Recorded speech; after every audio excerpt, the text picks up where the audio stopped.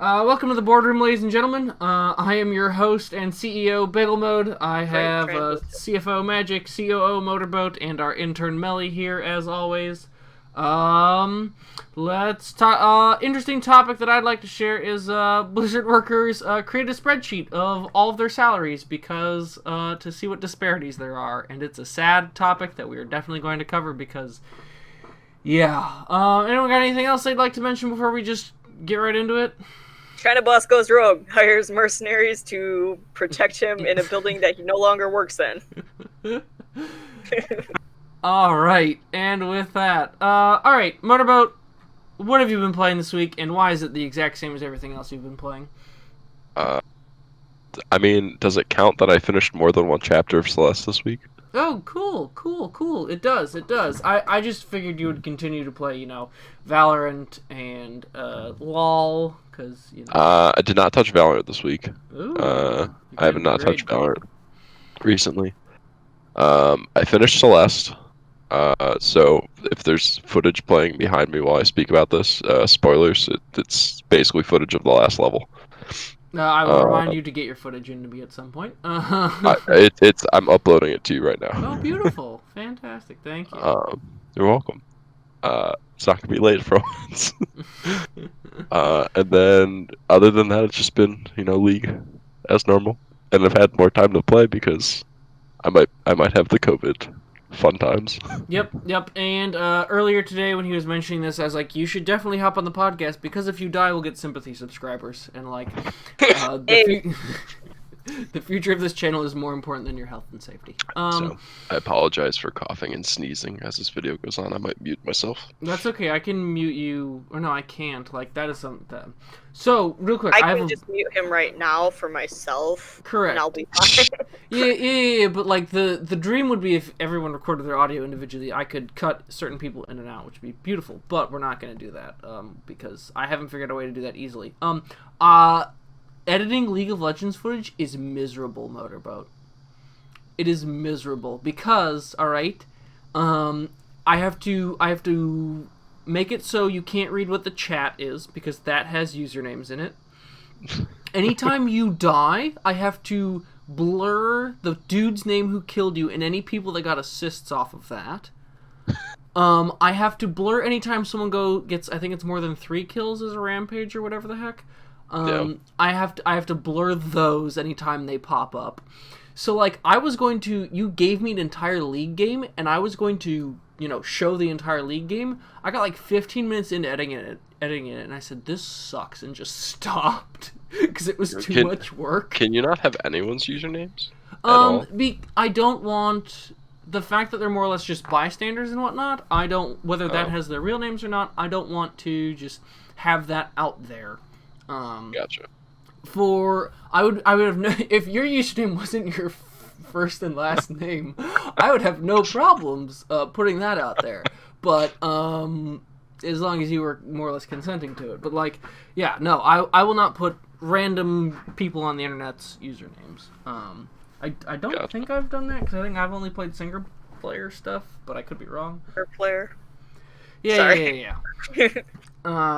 So yeah, no, it was just, ugh. I was like, this is terrible. All right, Magic, let's go with you next. What's up? What's happening this week, or what has been? I've been playing more of Dinosaur King. Oh boy. And of MTG Arena, but that's pretty much what I've been doing for the last few months now, so that's no longer new. Yeah. To be completely honest with you, when last week when you were describing how to play it, I understood none of what you were saying. So when I went back and watched the game footage while you were talking about it, I'm like, oh, he actually said it in a perfect way. I'm just stupid. Unfortunately, I haven't gotten too much further in it since last time. However, I will have more interesting stuff next time because I forgot that they added this later on in the game, but there's a point in which you get a 4th option, which is just it can be rock, paper, or scissors, and it's a mystery to your opponent what it is until you use it once. What? Yeah. I'm very confused. It's basically a roulette the first time you use it, then when you use it, it's set as an extra rock Well, no, option. no. You set it correct? in advance. But so remember that you're setting Gotcha. moves to every type. So you've got so this move in particular has to be either a rock, paper, or a scissors, and if it's an elemental move, it can only be of the elemental type that the dinosaur is. And it basically is just like a second scissors move or second paper move or second rock move, because like I said before, each move does different things. So you can use it kind of like oh no, my rock move takes a lot of energy, so I can't use my rock move anymore. So I have a second bonus rock move in case I need to use rock move again, or something. Okay, interesting. And then However, I'm sorry, what were you asking? I was gonna ask about MTG Arena, but it sounded like you had more dinosaur stuff going.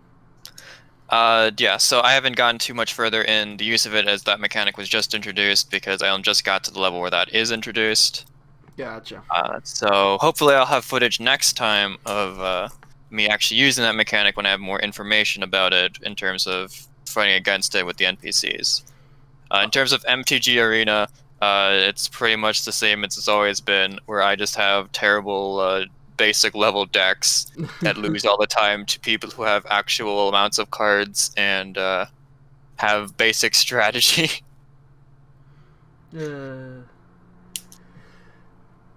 All right. Anything else, or? That's pretty much it. All right, on to Melly.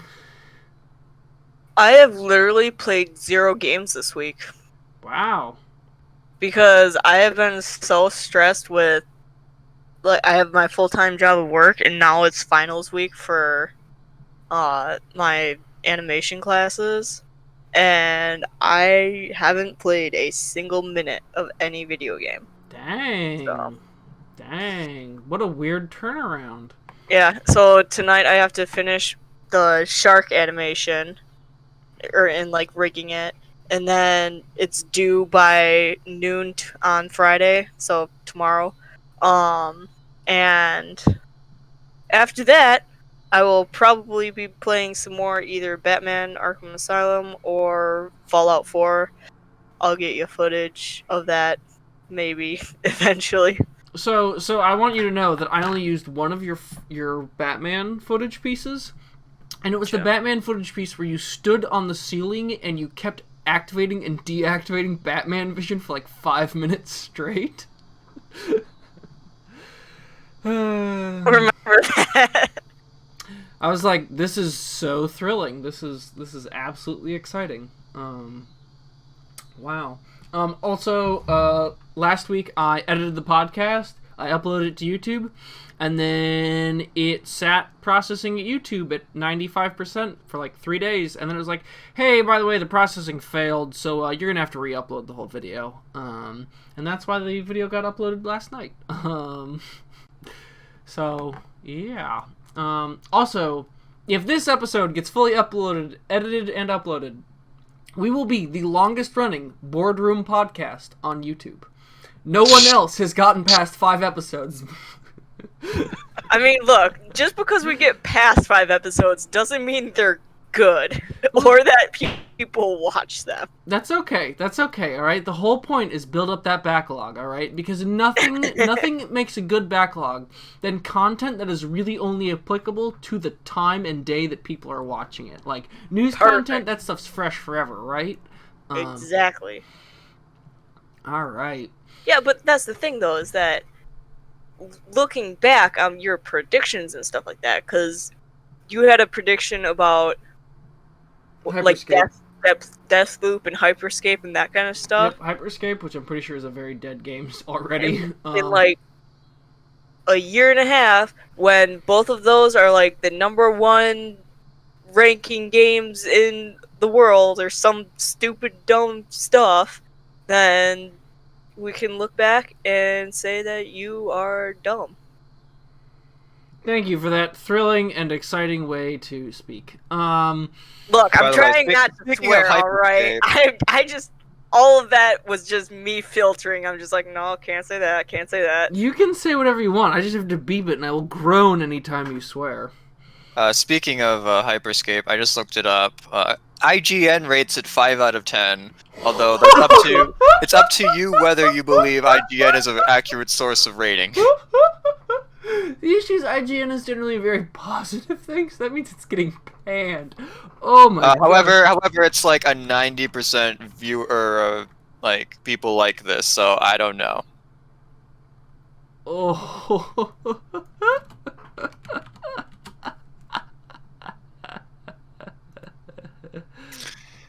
All right. And then this week I've been playing some Half-Life. I keep getting horribly motion sick after like 30 to 45 minutes of playing it, so I have to keep stopping. Bagel, just don't get motion sick. Yeah. Also with it, I finally got to Zen, which is supposed to be like the worst part of the game. It kind of is. Like, there was a time where I was very lost on this floating island because I didn't realize that there was like a secret interior part to the floating island because the textures are so bad that it's such an old game that I'm not realizing that there's supposed to be detail in certain things. So I'm just like, this all looks the same. I don't know what to do. And then I go, oh, that's actually supposed to be vines or something. Oh, I see where I'm supposed to go. I have to keep looking up guides. I feel really stupid and bad. But yeah. And then I've been playing more Rebelling Escalation. I started doing a campaign. I just got my butt absolutely handed to me. It's a very difficult experience doing the campaigns. So that's been fun, I guess. I finally unlocked every advisor, which it only took me 30 hours of playing the game to unlock all the content in it, which is kind of really annoying, but whatever. Alright. If anyone else has any other news to share, anything like that, otherwise we will get on to the actual news. Oh, I forgot one part of my gameplay so far. Because I was playing a Nuzlocke, finally one of my dinosaurs died, and it happened to be my starter. So that's very spaghetti. Way to go. Well, what was your starter? Carnotaurus. In the video, I started with the different main character because why not? But yeah. So what are the starting options? Triceratops and Carnotaurus. Funnily enough, I guess this is a topic we could talk about. There are 3 main characters of the TV show, and I guess of the arcade game, although I can't quite tell you the plot of the arcade game, because it's been, several years since I've seen it. Actually seen it, as opposed to just playing it. But there's Max, Rex, and Zoe, and for some reason they cut out Zoe. So I don't know why they would cut out Zoe, but that's a thing that they did. The only female main character, I should say. So wait, does the game let you choose at the beginning if you want to be a male or female? Because that might be no, it's Max or Rex. Those are your options. Oh, wow. Like I said, I don't know why they cut out Zoe. Zoe was not a terrible character in the TV show. I don't know if she had any character in the arcade game. So I'm not I'm not quite sure why they would cut out her, but yeah. There was no controversy over anything that happened with the character? I mean, it could have been because it was in the early 2000s for a animal fighting game. So, although then again, Pokemon introduced female characters before that, so I don't know why. There's literally no reason why. It's a mystery. Alright, beautiful sexism in video games. Probably because they were like, we'll just add her, if we get a chance. And then they never got a chance. She's in the game as, a side NPC who does nothing but talk.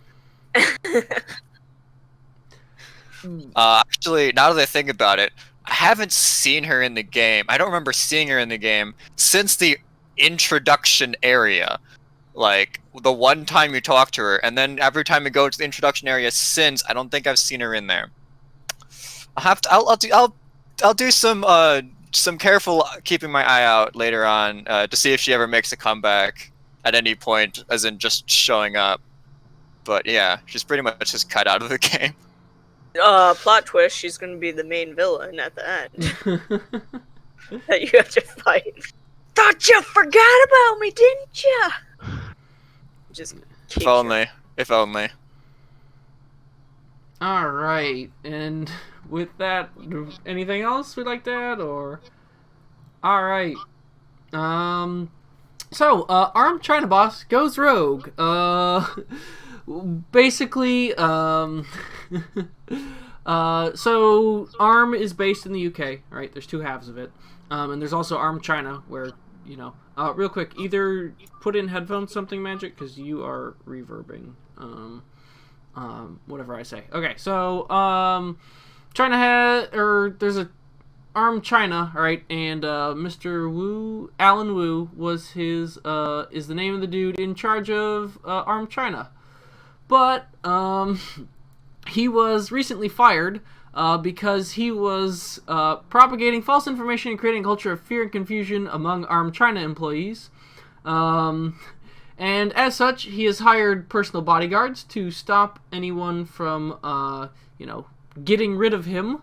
Alan's focus is on his own self-preservation, and he has also put China's semiconductor innovation at risk as he has attempted to block the critical communication in support of our China partners that require ARM for ongoing and future chip designs.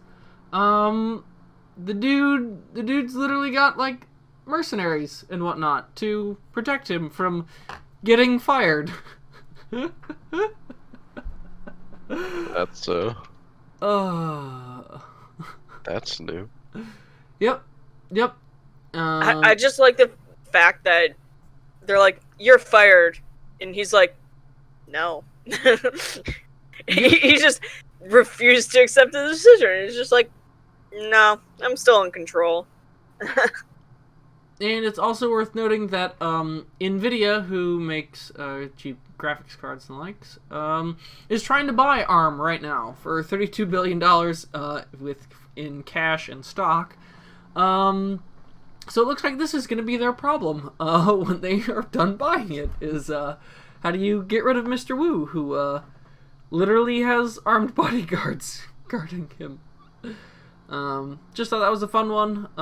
If we have any meaningful thing to contribute, but just an interesting topic. Alright, Halo's for everyone. Halo Infinite Multiplayer will be free to play. I think they're just gonna try and suck money out of customers with this. I think they're gonna... Gosh. Can you say microtransactions? So... Exotic releases of Well, I was chapters. thinking more of because it's going to be the last Halo game, just infinite DLC. Yep. Mhm. Yep, they have stated that it's the quote-unquote last Halo game and that they'll just keep updating it forever. Because in Halo 5, there were microtransactions that made you more or less better in the game.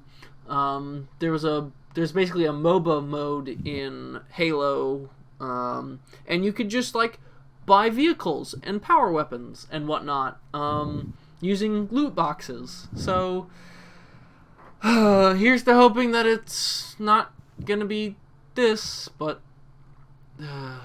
Everyone knows it's going to be. Yeah, but I don't want it to be, like... This is just depressing. Yeah.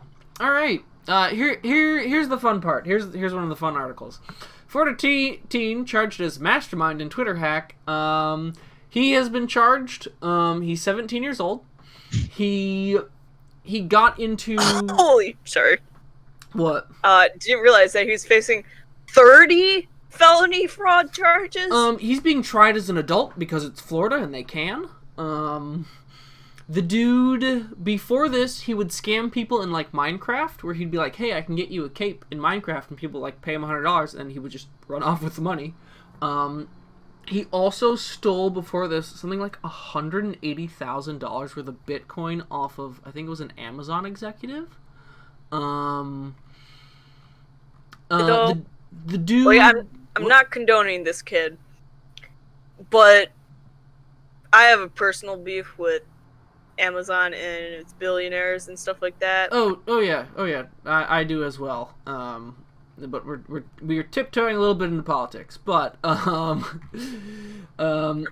also worth noting that this kid was living in something like an insanely expensive condo. He was driving around, I believe it was a BMW Series 3, which is like a super expensive car.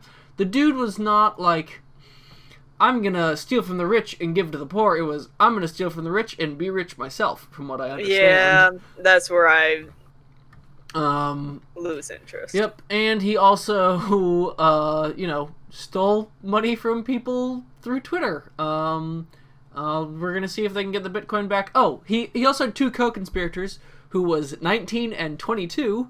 One of them was, I believe, in San Fran, and the other was from the UK.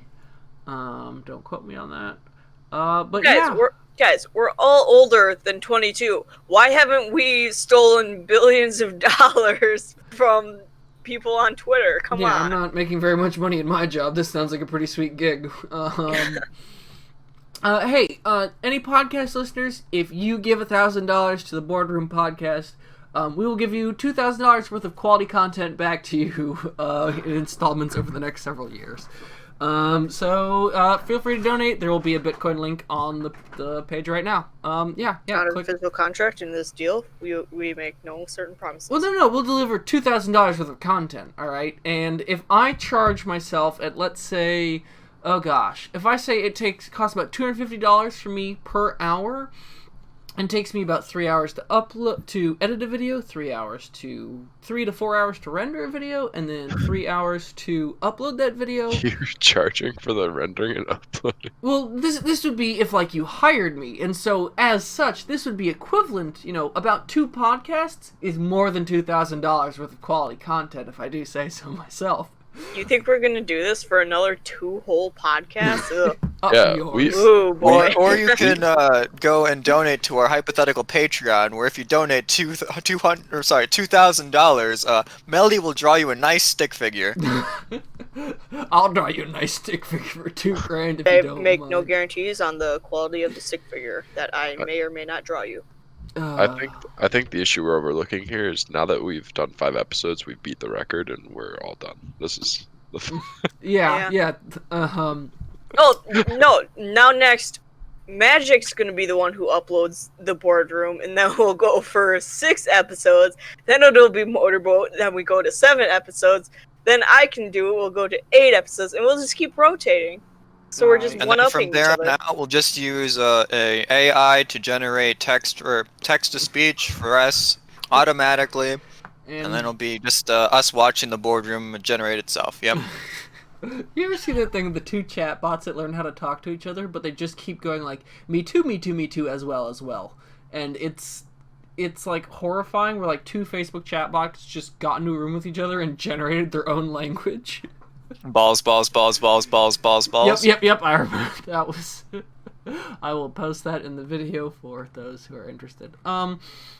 It's also worth noting that they used what's called a phone spear phishing attack, where they basically said, if I recall, hey, I'm one of the IT guys, can you please get me these kinds of credentials? And I just want to clarify the hackers, not the chatbots. Yes, sorry. Yeah, and the hackers, and basically, Twitter has had very little, safeguards in place from, employees doing this kind of thing. Yeah, so, that's a little terrifying and interesting. If we don't got anything else to say here, Trump says he will ban TikTok, and that he will, and as such, in response to this, TikTok is trying to sell itself to Microsoft. Microsoft is trying to buy it so they can have a decent social network for once in their lives after they recently killed off Mixer. And after that, since Microsoft has expressed interest in purchasing this, the Chinese government has said that they will step in to block the sale, so that way the U.S. can't bully TikTok into being sold. In a different article, it goes into more detail as to how Trump can ban it, basically, if it doesn't go through with the purchase. Yep. Including blocking off access through the internet, blocking off servers to TikTok, or through not allowing people to buy the app have access to the app itself through the Play services. And on top of that, there is also the possibility of blocking it through U.S. law, which is what Huawei is being blocked by. Mm-hmm. So there are actual other ways, but apparently Trump says that he wants there to be a good deal first before he gets to blocking it, though. Who knows how that will work if the Chinese government is trying to get involved. This is the whole thing with TikTok, though, that basically they can just change their... if he did make a law saying, no, you can't have TikTok, they can just, change their name, basically. No, because you're basically banning the corporate entity itself. They would have to more or less create a shell company, sell it to the shell company, and then they could. But that would be a weird set of legal paperwork, and you would need to actually have more or less... I mean, I think they'd have to do a little bit more than that. Probably, delete TikTok, send up the same amount of code, put it in a new company. A little bit more steps than that. But yeah, hypothetically they could, but it would take a lot of effort. And Facebook is out rolling out basically their competitor TikTok, and so is YouTube. So at that point, you could have American companies snatch that stuff up. It's also worth noting has that... Instagram, right? What? Facebook has Instagram? Instagram, yeah. Instagram Shorts, I believe. Or no, it's YouTube Shorts and Instagram something. What is... Instagram has a competitor to TikTok that Facebook's rolling out. Instagram... TikTok... this is not what I wanted at all. But, okay. It's also worth noting that I believe Trump has in the past used certain legal things to sell other companies, Chinese companies, to force the sale of other Chinese companies to Americans. Yeah, I don't got anything else more to say about that. Epic Game Store gets achievements and support for mods. About time they had somewhere close to the functionality of Steam. They're still pretty trash user experience overall. Google acquires smart glasses company North, whose Focal 2.0 glasses won't ship, and their Focal 1.0 glasses will be bricked. So if you bought I forget how much they cost, a pair of North 1.0 glasses, they're not going to work anymore. They should have not been working for the last 6 days, actually. Oh, yeah. So they were bricked after July 31st.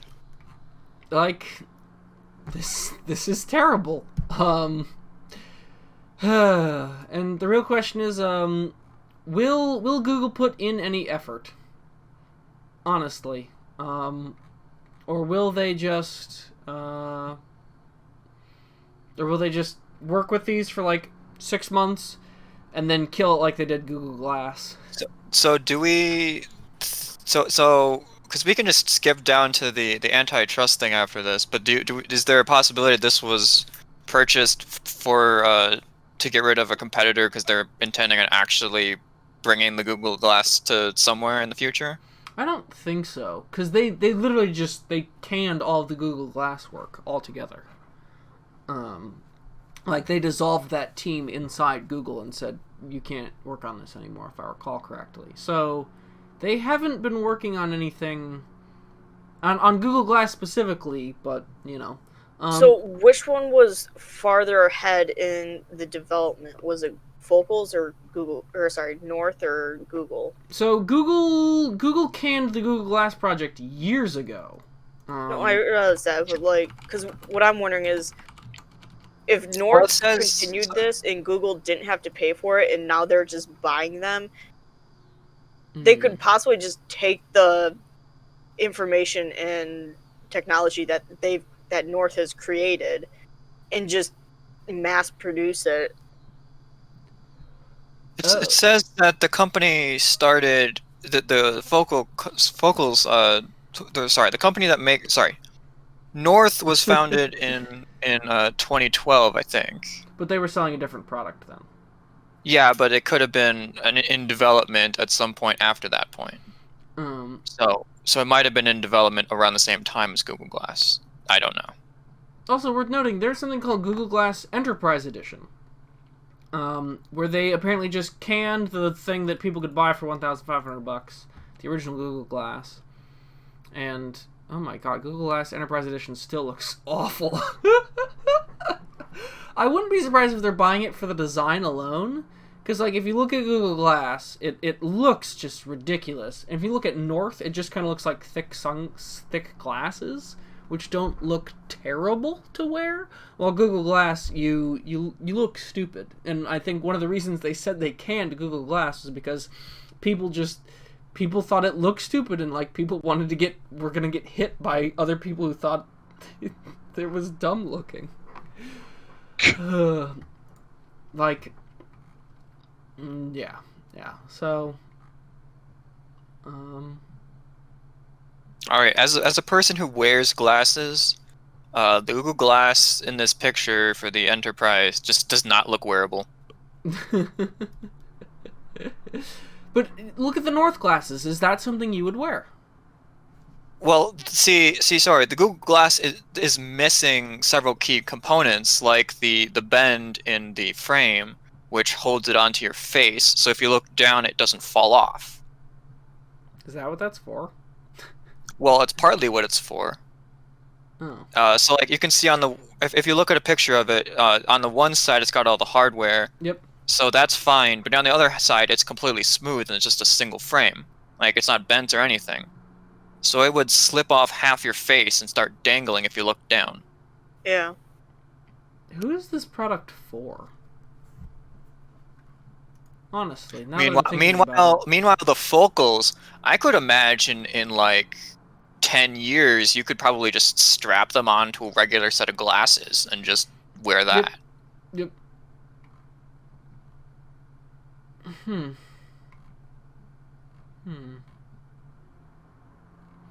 Let's see. Okay, looking at the other pictures that wasn't just the fancier picture, I can see that they've now got like a bit of plastic on top of the metal, but that still doesn't look deep enough to hold it onto your face very well.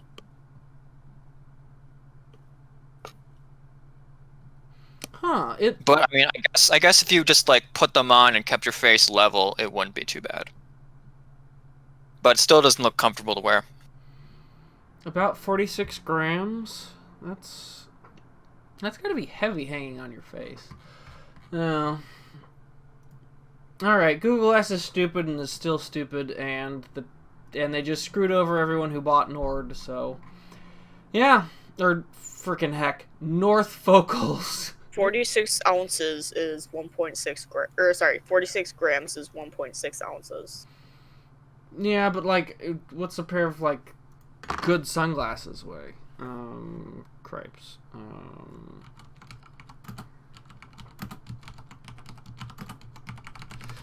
Oh god, I hope I can find the weight of these. So,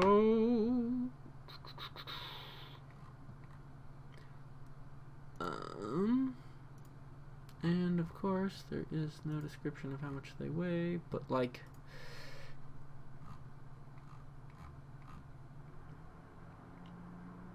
I just don't like the fact how many ounces did you say it was worth? 1.6. 1.6. 1.6. Okay, so according to reference.com, an ounce is roughly 5 quarters. So that'd be like the weight of like 7 quarters, basically. How much does a pair of glasses weigh, though?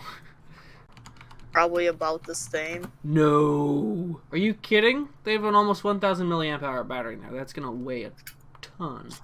How much do glasses weigh usually? How much do our sunglasses weigh? Oh, what? 1.3 ounces. Oh. Yeah, about the same. Yeah, but it's Think also of on how one half heavy your... quarters are. Think of how heavy sunglasses are. Yeah, I just did a weak weight test with my own glasses. It would be about the same weight, but it still doesn't change the fact that it's off balanced in terms of Yeah. design and not really well designed to stay on your face. So that's not a great combination to have. There you go. All right. Let's talk about let's jump straight into the antitrust thing. We'll start with Amazon, because Amazon was trying to kill off and weaken other competitors. One of them was diapers.com, to the point where Amazon said they were willing to lose $200 million in 1 month on diapers in order to basically push diapers.com out of business. When Jeff Bezos was asked about this, he said, "I cannot comment on that because I don't remember it." Imagine being able to lose $200 million and just say, "Well, I don't remember that." Oh, I don't remember that. Again. Well, see, the problem is that the results of the whole antitrust case is that no verdict could really be made because comments like that were made. So this is a bit. I think this was more of them just asking questions to figure out what's going on, and then they're going to use that to try, hopefully, pass legislation. But yeah. Sorry, no actual convictable crimes were revealed in the process that I know of. Not necessarily, because that kind of losing $200 million is probably grounds for some kind of antitrust thing, where they're like, you're actively killing off competitors here. What I mean is, what can be interpreted and what can be legally interpreted are two different things. Well, here, let's jump to the Apple one. This is an important one, where Apple has said that they are not a monopoly. It's not a monopoly for companies to be on their app store. Okay, and one of the things they do is they charge 30% of your purchasing price for. So anytime, let's say a customer buys something for $1, all right, Apple gets 33 cents of that. Okay, but it turns out that Apple 30. is no. Or, oh no, you're 30%, right. I feel not 33. I was just like 1/3. Yeah, that's how that works. Apple offered Amazon 15% instead, which is like preferential treatment, which is you're actively giving someone who's larger than you a better cut in the hopes that they more or less, I guess, won't push the fire, because the fire, Kindle and tablets and whatnot are terrible, but that's another story. Another Apple thing is the right to repair thing, where we've talked about this before, where internally Apple wasn't sure how to respond, because on one hand they have people that are legally challenging right to repair, but they don't have a very clear strategy on that internally. They said an internal Apple memo asks, "What is our repair strategy?" Right now it's very clear things are happening in a vacuum and there's not an overall strategy. Plus, on one hand, we're making these changes, while the other is actively fighting right to repair legislation. Things like how they had a iMac manual to repair it online, which is something they don't let out. They haven't let out in the past, and now they let it out, and they haven't taken it down still, at least since the time of this article being written.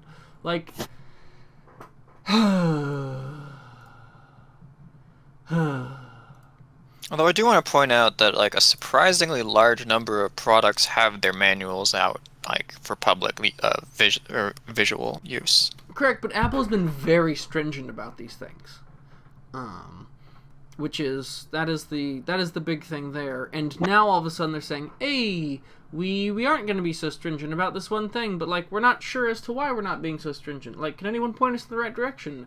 Because they aren't making it clear to anyone. I would love it if Apple came out and said, "All right, if you replace your own battery or whatnot, go for it. If you're voiding your warranty, or or no, there was recently a thing about how you like those warranty void if broken stickers don't work anymore. So maybe it's not your warranty's broken, but like I wish big companies like Tesla and whatnot would let you repair your own stuff. Like, Yeah, but if you repaired your own vehicle, then you could get rid of the blockers that prevent you from accessing your heated seats on your microtransaction cars. oh my god.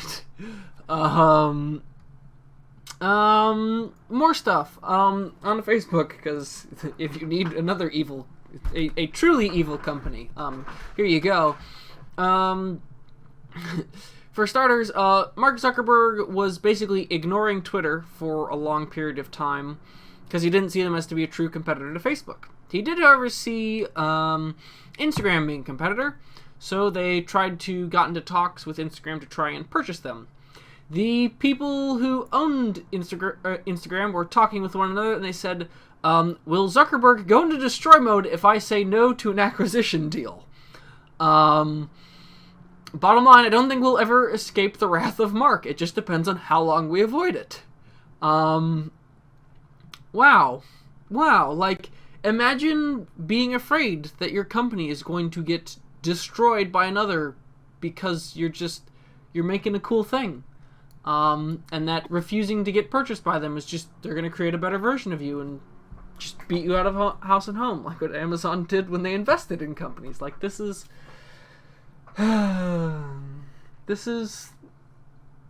sad. This is really sad. And we've got another really sad topic on later on that I'd like to talk about. Does anyone else have anything to add, or am I just gonna keep ranting? I like hearing your rant. It's fun. Then I don't have to say stuff. Oh, of course.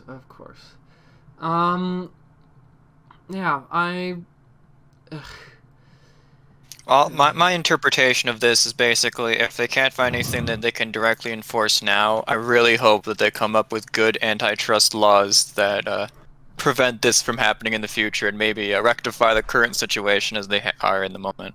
Me too. All right, we're gonna. Real takeaway of this whole situation. Please don't throw up on microphone. Please. I please assumed that here was a to hurl hairballs, please. I apologize. I will mute myself. Yes. These companies are disgusting. Yes, I will agree with that, though. Google got grilled over employees started to fear competition from certain websites and web pages that could divert search traffic and revenue from Google. So Google would basically just push them to the side and say, hey, no, we're not going to show you those websites anymore. I still don't think that's as bad as the whole Yelp thing. But they were like literally putting things like using Yelp just as a guide to review, like to put out ratings for things, and Yelp was like, please don't do this. And Google's like, do you want to be shown on Google anymore? Yeah, it's just then they of course got asked about how so it's worth noting that one of the things Republicans hammered home on was how YouTube and Google are suppressing conservative voices. So Congressman I'm sorry if I'm butchering your name, dude, from Florida, asks about YouTube removing videos related to COVID-19, offering solutions that had not been verified. Quote, solutions should be in air quotes there. But like it's. Yeah, it's just there's. I think it went beyond just the COVID things, but yeah. Well, one of the things that it is, like, if you were a YouTuber and you mentioned like COVID in your videos, you immediately got it demonetized, more or less. Oh yeah. Like that was like, oh gosh. Even if the information was verified by other places, I think. Yep. All right, let's move on to a slightly cheery topic before we move on to depressing ones. Gabe Newell says the Series X is better than the PlayStation 5, which I am not surprised about one bit, because the Series X and whatnot has been designed to basically make it a PC, while the PlayStation 5 still has a lot of things that still make it a console. So, Yeah. I'm not surprised by these comments, but it's just It gets me interesting. interested in seeing, or in knowing just how long between when a console is completed in like its design and creation and like the technology has been updated and stuff like that, between that point and when it's put for sale for the general public, and like what happens between that. So, are you saying? Sorry, I'm confused by your question. Sorry. So How long between research and development for a console and the actual release of said console is there? So I believe it's like years. Like I think like right now, once these things get pushed out, and once they will basically start working on either the refresh consoles or the very next one, the next generation overall. So like, it's a very long lead time. But like this is saying like, oh, people already have access to the Xbox Series S and the PlayStation 5 and stuff like that, which I understand that because they're coming out in November. Yes. Or like they have not announced release dates, yeah. I believe, and they haven't even announced prices, which is annoying. But it's probably going to be around just November, December, based off of previous patterns. But so like knowing that influencers are having access to these consoles, are they actually done and just in the send them off to yes. So like get made? So like what's the time frame between this console is done, send it off to mass produce it, between the start point of that and between the now this console is available for public? So the consoles, I mean, once they get... Sorry, you can continue. Okay, so I was going to say, the consoles have been finished more or less from a architecture standpoint, from what I understand, for like almost a year now. Where the big thing you have to do is you have to get dev kits, and you have to get dev kits in the hands of developers. And the dev kits for PlayStation 5 were leaked like 6 months ago or something like that. Where it's literally just where you hand all that kind of stuff off. And so that'll have the same kind of architecture and whatnot, but it won't have the same kind of form factor. It may not have the right cooling and whatnot. That's what's going to get handed off in advance, while the manufacturing of the actual consoles gets ramped up and whatnot. So yes, this stuff is already in the hands of developers, and the fact that you have Gabe Newell, who like he doesn't work that much in development itself, but he's follow around with game developers all the time. So like, he probably has a pretty good sense of which one is going to be easier to or not to code with. So I'm spouting a lot of things right now, but like, yes, it's already in the hands of developers, and so his comments are interesting. He lists no reasoning, but yeah. I would also think that influencers would be the bottom of the barrel in terms of when that gets released, or of who gets it before it actually gets officially released. I said influencers. I more meant like development studios. You meant like reviewers and people in the field?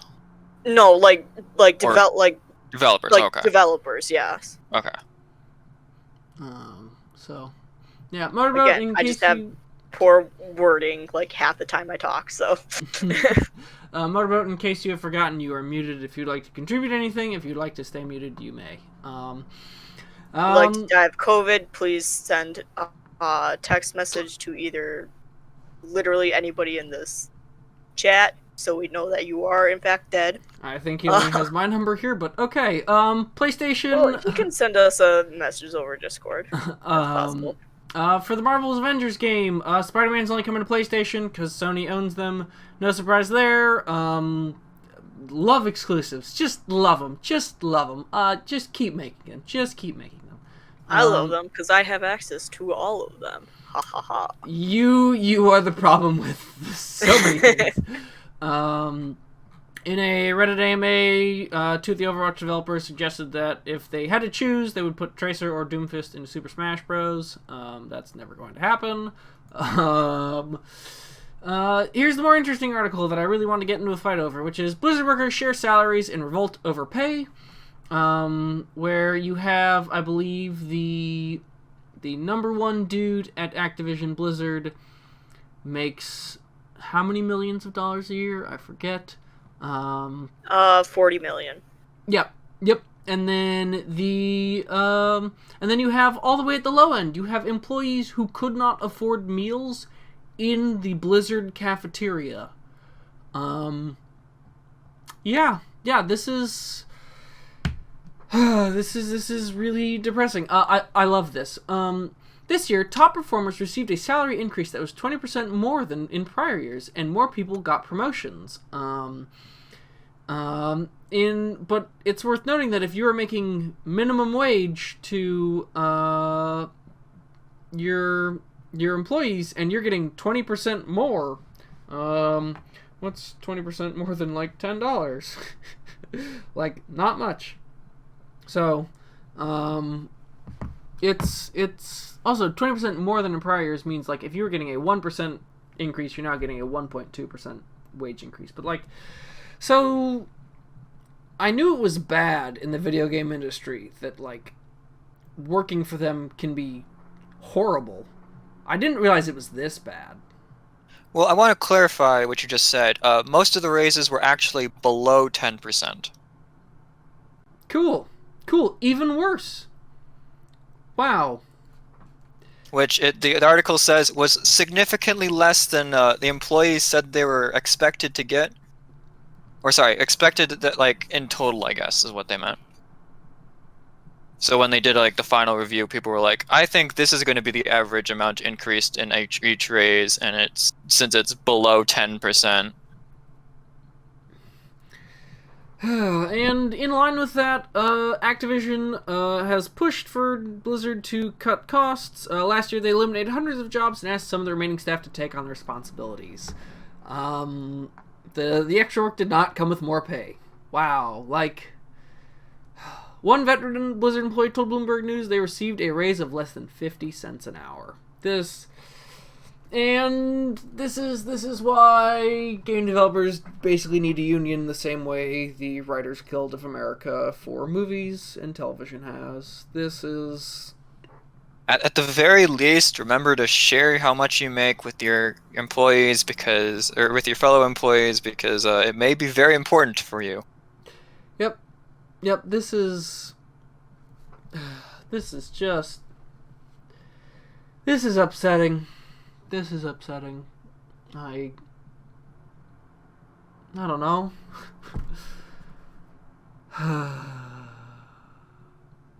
Wow.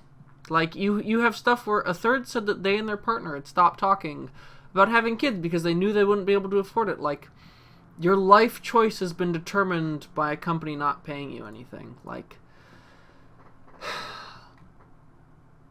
I mean, like, factor in the conditions. Like, what was it that Naughty Dog was doing? Oh, like... There was, like, an entire... The conditions that the developers at Naughty Dog were going through were ridiculous for Last of Us 2, I think, right? Yeah. Like, crunch time, as it's called in video games, can be good and it can be bad. And for certain crunch times, it's like you're working 100-hour weeks, which is just absurd. Like, I know CD Projekt Red they've basically put their employees in crunch time since I think like November of last year, and they've still been in crunch time because they were trying to hit, oh gosh, it was something like an early spring release date, and then they got pushed back to September, now they're pushed back to November. Like, the video games industry needs to come together, and like, I think we need a union for these people because this is just depressing. This is awful. That's the industry I'm trying to get into, guys. I thought you just wanted regular old animation. I thought you were into video games specifically. I'll take whatever I can get. If I could work in video games, I would prefer to work in video games. Ah, okay. We'll just throw out one last topic. Valve split squeeze on Steam Store VPN shoppers. Long story short, people would use VPNs to say they're in different countries. They would then buy Steam games for cheap in other countries and apply them to your Steam account. now you have to basically have a payment account in that country in order to purchase games from that country. So, yeah. I'll be honest, I do kind of appreciate that Valve is doing this. It sounds weird at first, but the reason Valve makes games different prices in different countries is so that people can actually afford those games. Like, Yeah. like a $60 video game here, like, I forget what country, there's a great example of a country where, like, $60 is like half your monthly wage or something stupid like that, where it's just like, oh, that's a huge amount of money, and like, so I understand completely why they're doing it. I would love to get a game developer on here and just talk about what it's like to work with Steam or through Steam, because Steam also takes 30% of your revenue, kind of like the Apple Store. So like, what's that like? But yeah. I don't have Well, any... I think it's more for also for other countries where they have taxes on video games. Oh. Like Brazil is one that has like a high video game tax. I was just sorry while you were talking, I was trying to figure that up. I think this article has a price difference between the two. $80 for a game, while it's $60 in the U.S., for instance. Okay. So it's also a way that some people have been trying to get around local video game taxes. Interesting. Also, the same thing with consoles in Brazil. And I only know that because I have a cousin who has family in Brazil, and anytime one of them wanted, I think it was a PlayStation was what they were playing on, but if he wanted to get any games or like the new system, basically, he would always have to be in contact with my cousin and be like, hey, do you want to pay the $60 and bring it out to me the next time you come? And because you can do that if you say that it's